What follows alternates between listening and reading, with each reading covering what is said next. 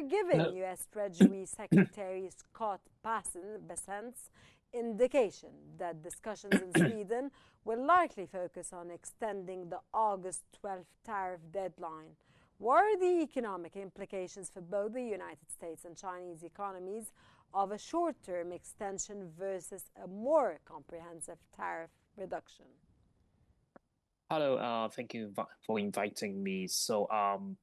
I could expect the so-called 12th of the August deadline would be extended for maybe a short period of time, so that the United States could show to all over the world, well, that they would like to have a consensus, have a trade deal with China. But of course, such deal, what kinds of deal? We should rather than focus on the so-called the details between United States and China.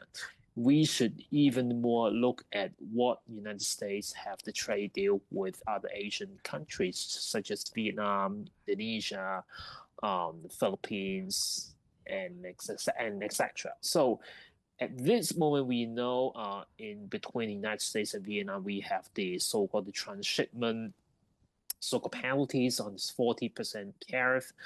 At this moment, we just know the United States has also have to deal with them in Indonesia and the Philippines, and with the 19% tariff. Of course, we still have to wait for to see much more details on whether there's another also the so-called the transshipment details on charging for the U.S. to ban those trying to impose the transshipment tariff for forcing the Indonesia and the Philippines to put those details on the trade deal. So I would say for the coming meeting in Stockholm of Sweden, rather than just focusing on the trade deal, the trade conflicts between the two countries, I would rather focus on whether the United States is going to pressure China not to buy any more oil, any more the oil from the Iran. But of course, China is going to support Iran at any expense. So we could expect it. So that is I would say for this coming meeting, United States is going to test whether how China is going to willing to support Iran. Is it at any in what course China is going to support Okay, Iran, not sir, just financially and also yeah. beyond tariffs, what are the realistic win-win economic outcomes of these talks, especially considering U.S. calls for China to reduce manufacturing overcapacity and address its oil purchases from sanctioned countries? And you just mentioned the case of the oil, by the way. Yes. Okay.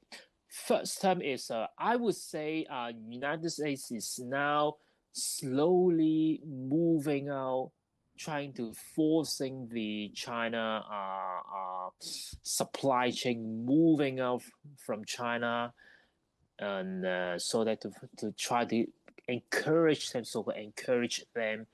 to stay on the Southeast Asia, to try to break down the linkage between China and those the Southeast Asian nations, because if they keep those nations, they will be charged for the transshipment tariff.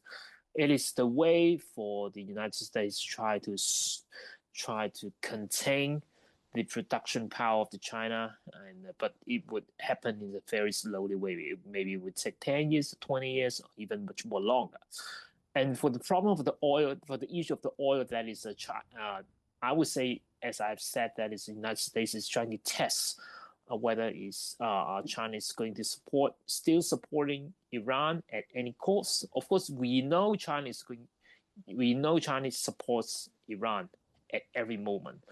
What the United States want is to see what China is going to support in what courses, financially, military, or even though is it giving the any nuclear stockpiles or weapons technology, etc.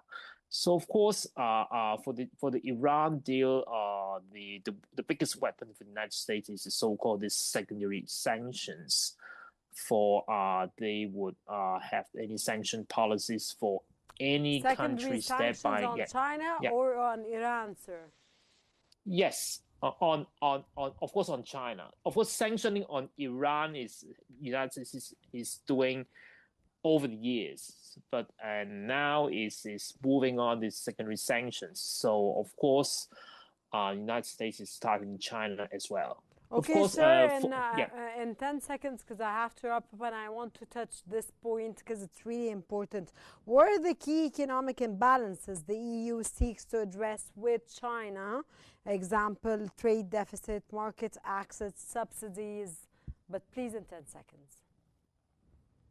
Okay, of course, EU is doesn't want to have a very bad relations with China, but EU doesn't want China to try to shift its overcapacity goods to the EU as well. So that's why EU also stand very firm on the China overcapacity problems. So and China doesn't want to break the relations with the EU as well. So I would say both EU and China would like to keep the relations, and they would keep discussing, and China is also finding rather than EU, then China finding more maybe global south and other developing markets to try to export its goods so that to try to ease the pressure from the EU.